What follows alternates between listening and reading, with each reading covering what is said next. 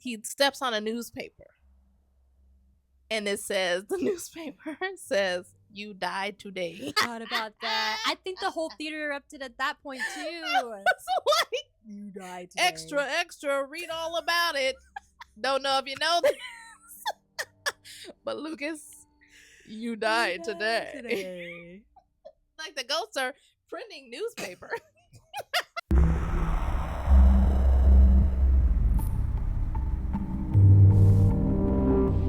Welcome to Sip and Scream, the spookiest cocktail hour on YouTube, brought to you by Burton and Burton, not Tim. That's right, where we dive into the deepest corners of horror while sipping on some drinks. Tonight we're reviewing the movie Tarot, and the drink inspired by the movie is Deathspresso. There's a list of ingredients at the end of the video, so stick around. Cheers. Cheers. Okay. All right, Whitney, set us up. Okay, so check it out. This movie is about a group of friends. They're in college. It's a little bit tropey.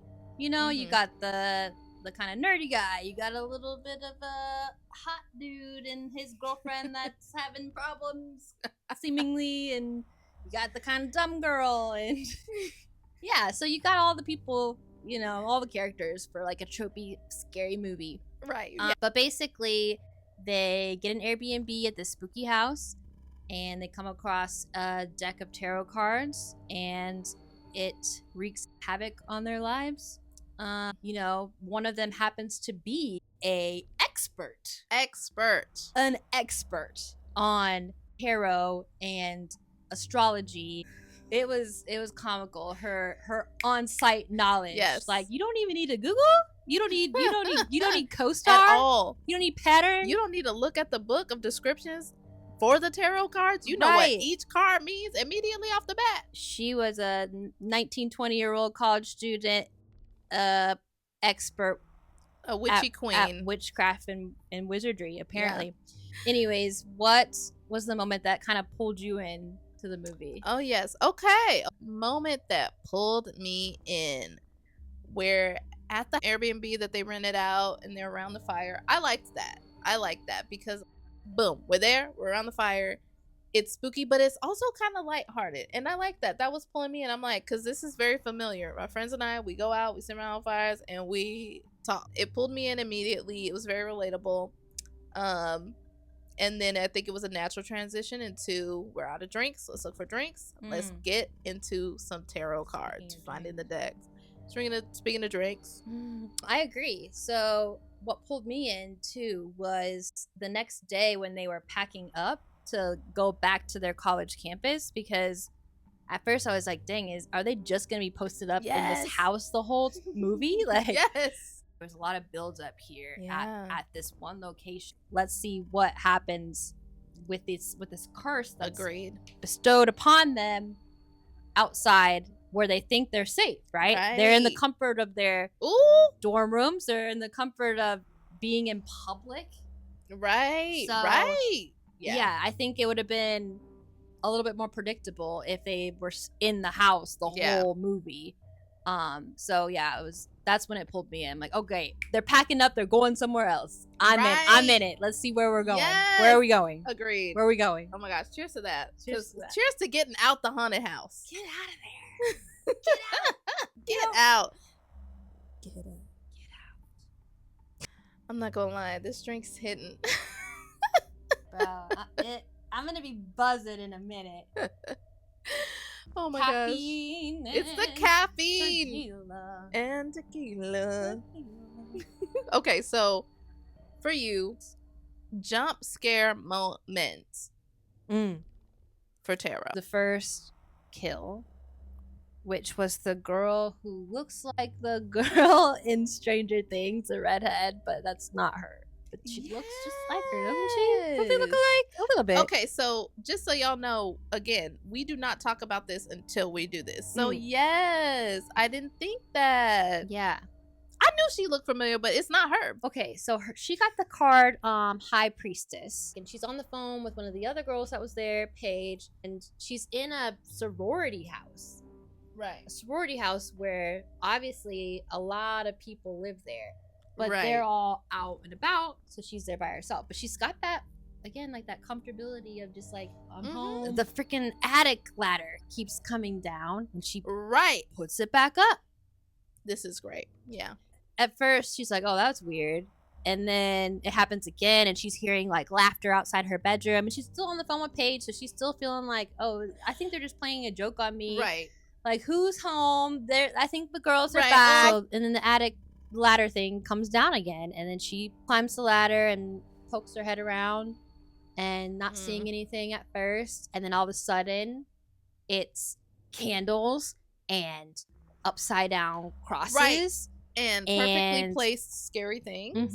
And then there's a card in front of her that says the High Priestess card, and she's looking down at it. Even though I expected it, I did. They queued it up pretty well, but she's looking down at the card. She looks up. And, I think. Did we both? I audibly screamed. Yeah, I was like, did. "Woo!" That's my thing. I don't go. I go. I sound like my grandma. I'm like, "Woo!" Like I'm ready to. Yeah, that got me. She's in fight mode. Yeah, we did see this at the theater together. But we haven't talked about it. Yeah. The only thing we've talked about is like, what would be a good drink? Yeah. How is that sitting next to me at the theater, being like, "Woo!" Yeah. I appreciate when I have a jump scare that I didn't see coming, right? Like that, I am impressed by, and, and I will give props to. But most of the time I can see it coming, but even if I see it coming, I still hold my breath. That is, if you don't guys want to jump, because it's like a roller coaster. Yeah, it's that same adrenaline, which a roller coaster adrenaline and a horror movie adrenaline. It's pretty similar. I love it. Yeah, I love it. Oh, but yeah, no, I love going to see movies with you. Yeah, it's fun. Okay, good, because look, but I've learned we are different movie watchers. Like, Whit is very quiet unless it's funny. Unless there's a funny moment, then you'll laugh. I'll crack up if something's funny. And I'm the opposite. Now I will say I'm not.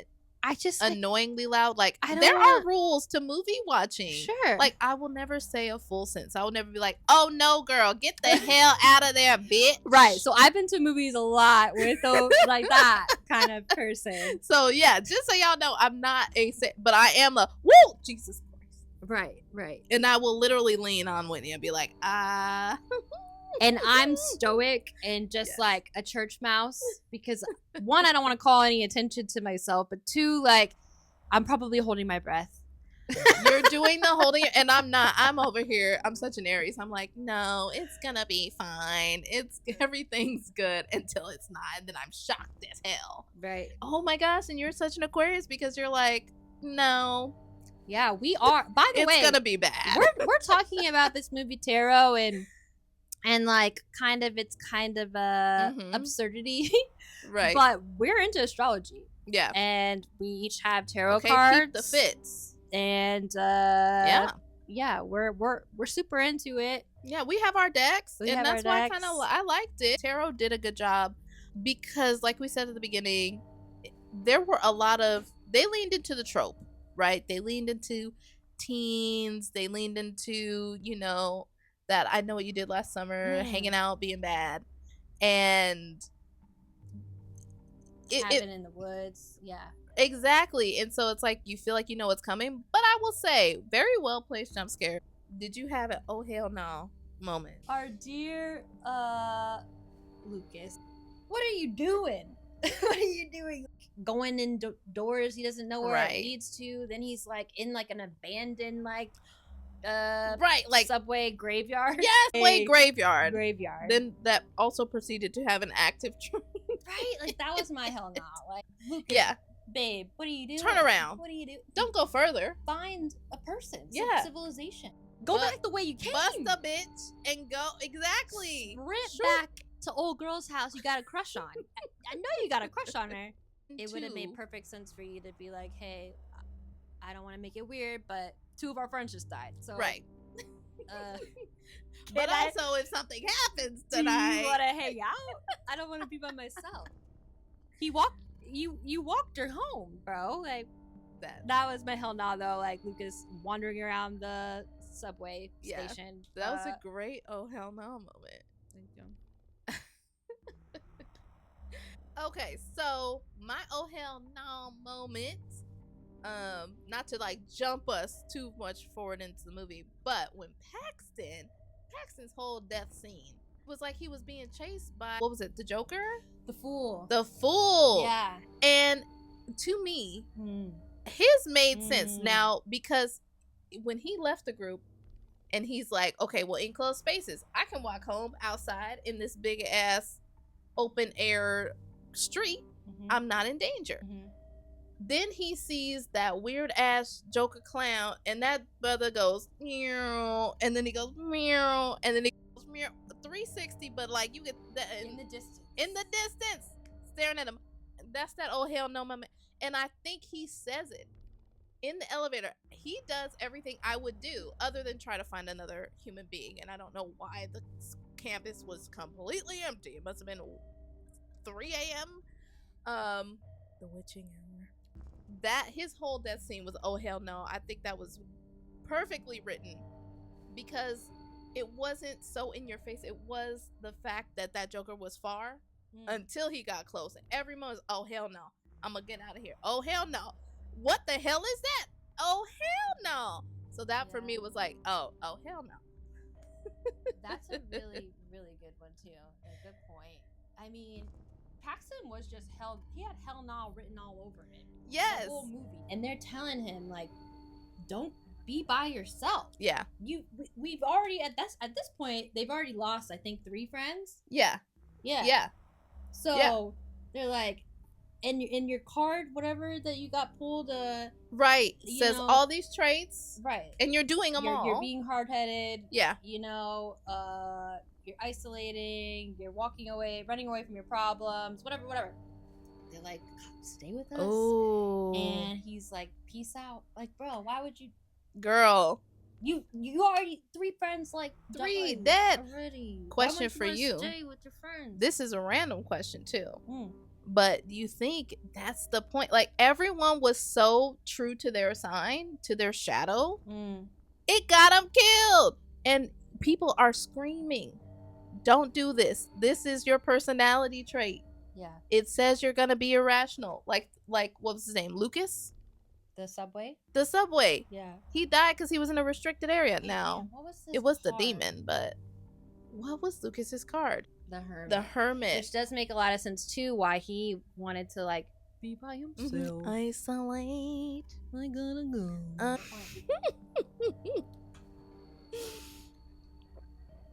Espresso bean. I was like, are you okay? So one of the ingredients is espresso beans, and they are like, just floating at the top, decoration, and probably like seeping some caffeine. I hope. I don't know. Yeah, keep me up. Almost choked on it, so be careful. Because I did see that out the side of my eye. If you make this drink, please be careful. Sip responsibly. Sip and drink responsibly. Yes. I thought you were dying out the corner of my eye. I can't imagine what my face just looked like. Anyway, okay, moving on. I guess that does lead us into like the next question. Yeah. Did you have like an LOL moment? I mean, the kind of lead girl in the group, the one that read the tarot cards, she was just hilarious throughout the whole thing. Like, yeah, just her level of expertise, like, and like I sympathize. Her mother was sick, and that's what got her into it, because she kept reading the cards, and it kept coming out death, like, and there's nothing she could do. Yeah, right. But so a funny moment is like then like the rest of the group, they're gathered around and they're discussing, what's going on, and like, is it you? Is it you? Like, who's doing this? Da, da, da. And then she kind of has like a come to Jesus moment where she's like, it's all up to fate. Wait a second. And then goes off on this tangent. She's like, wait, he was an earth sign. He was found in the dirt. And the whole theater erupted in laughter. I couldn't contain it. I was cracking up. Because you know what it reminded me of too? Yes. That scene in Independence Day where Jeff Goldblum, he's like talking to his dad about I guess the world's gonna end, and like Jeff Goldblum is like pissed drunk, and his dad is like, David, you gotta get it together, David. And then Jeff Goldblum, oh no, sorry, his dad is like, No, I remember that. David, you're gonna catch cold. You're gonna catch cold. And then Jeff Goldblum's like, cold, virus. Yes. Dad, you're a genius. All we need is to make a virus. In the aliens. Like just one word, like kind of send you into a spiral. Yeah. And I just thought that was hilarious, and I thought of Jeff Goldblum. I love that because I love Jeff Goldblum. That's a sidebar, but yes. Sidebar.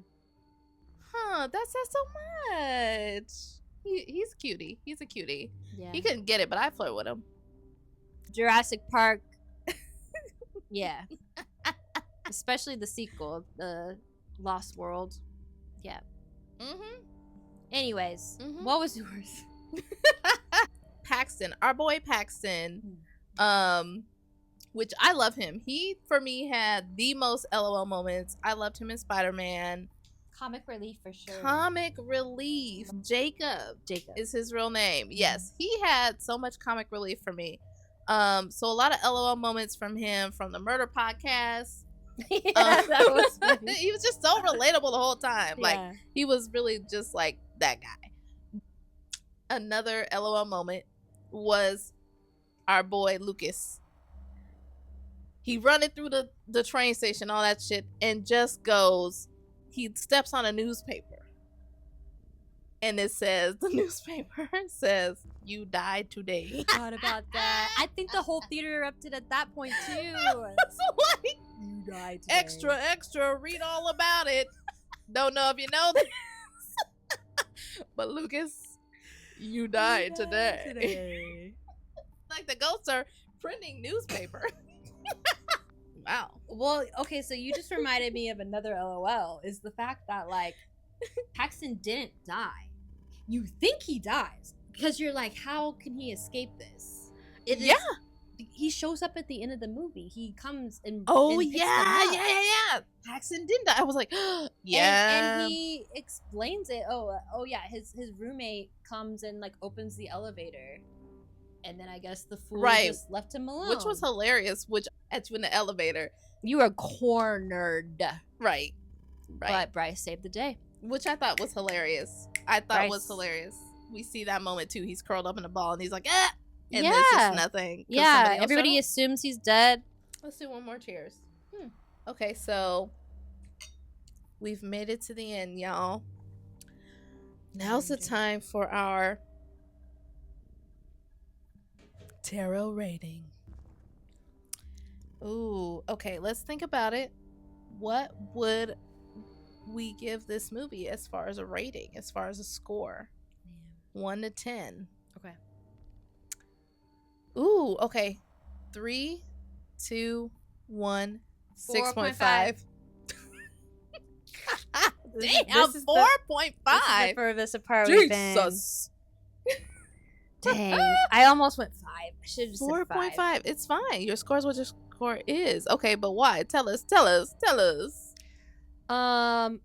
Okay, so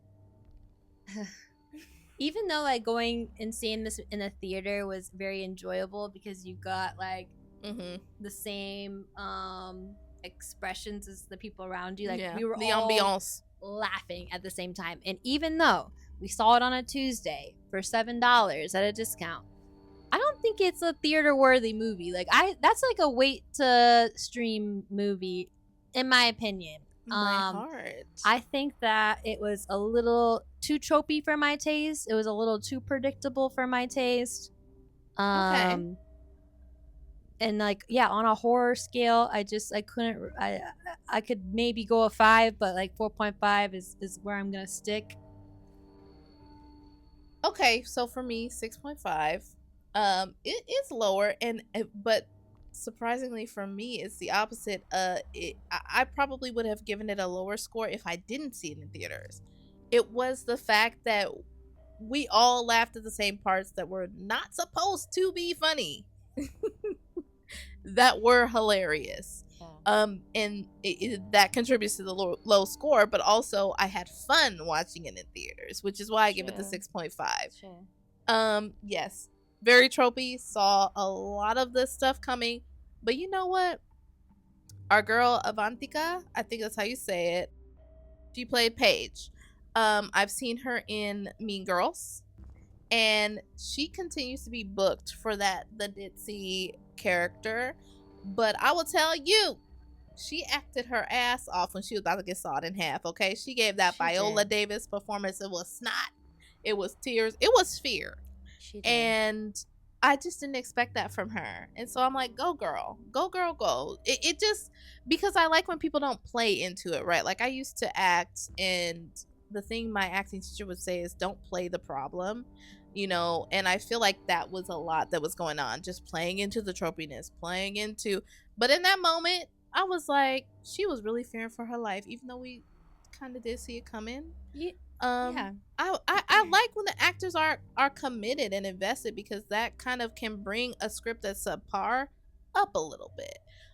So to me, that kind of salvaged it at the end. I was like, okay, she really acted her ass off here. But yeah, if it wasn't in theaters, it would have been closer to a 4 as well. But the camaraderie. The camaraderie at the theater was amazing. Yeah, it was on a horror comedy level, I'd score it higher for sure. But on pure horror, like, oh yeah, like from Zero to Amityville. Exactly. Right. Yeah. So, anyways, I guess that's it for us. Yeah. Thank you guys for tuning in. We love doing this with y'all. Like and subscribe. Make the drink. It's actually pretty good. It's very good. We just wing this shit, so we really do. We're just one of you. Like, we are all the same. We just like watching horror and drinking cute little cocktails. So until next time, the Deathspresso. Yes, the Deathspresso, and if you can tell, it gets you where you need to go. Till next time, guys. Burton and Burton, we out. We out.